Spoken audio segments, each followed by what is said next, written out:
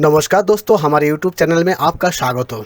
अगर आप हमारे नए मेंबर हैं तो जल्दी से सब्सक्राइबर कर लीजिए, क्योंकि इसी प्रकार हम प्रतिदिन अपडेट करते रहते हैं। तो दोस्तों चलिए, आप जिसके लिए आए हैं उसे अपने वीडियो के माध्यम से विस्तार से बताएंगे। दरअसल काल भैरव की जन्म का जो कथा है, आज हम आपको इस वीडियो में बताएंगे उनका स्टोरी क्या है। तो चलिए शुरुआत करते हैं। कृष्ण पक्ष की अष्टमी तिथि को भगवान शिव के अंश काल भैरव की उत्पत्ति हुई थी। इस तिथि को काल भैरव जयंती के रूप में मनाया जाता है। काल भैरव की उत्पत्ति भगवान शिव के क्रोध के परिणाम स्वरूप हुआ था।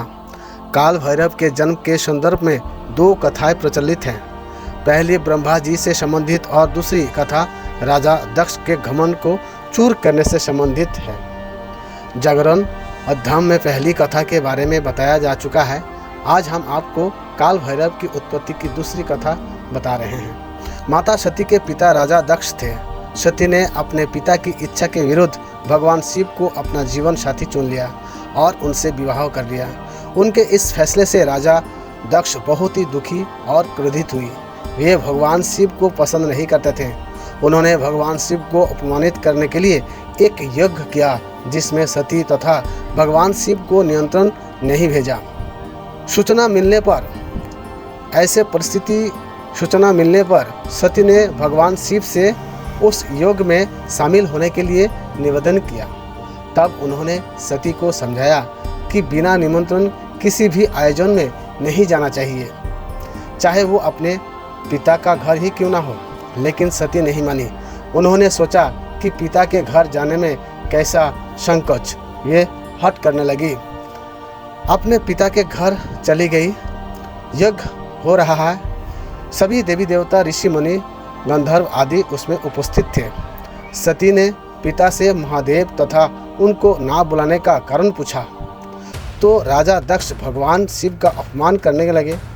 उस अपमान से आहत सती ने यज्ञ के हवन कुंड की अग्नि में आत्मदाह कर लिया।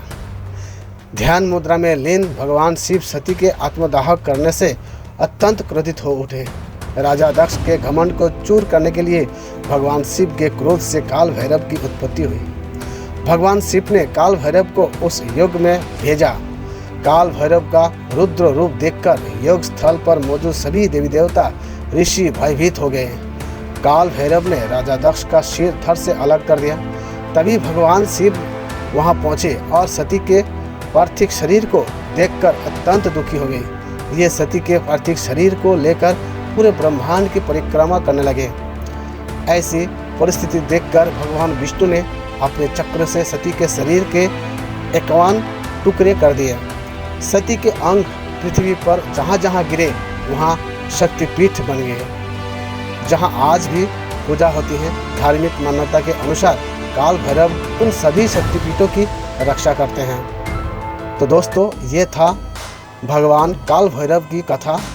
हमें उम्मीद है आपको इस जानकारी से पसंद आया होगा। तो दोस्तों, हमारे साथ बने रहने के लिए चैनल को सब्सक्राइबर अवश्य करें। आपके लिए दिन रात मेहनत करते हैं। हमें उम्मीद है आपको हमारा ये वीडियो पसंद आया होगा। तो चलिए, अगले वीडियो में फिर मिलेंगे। तब तक के लिए सुरक्षित रहिए और खुश रहिए। धन्यवाद।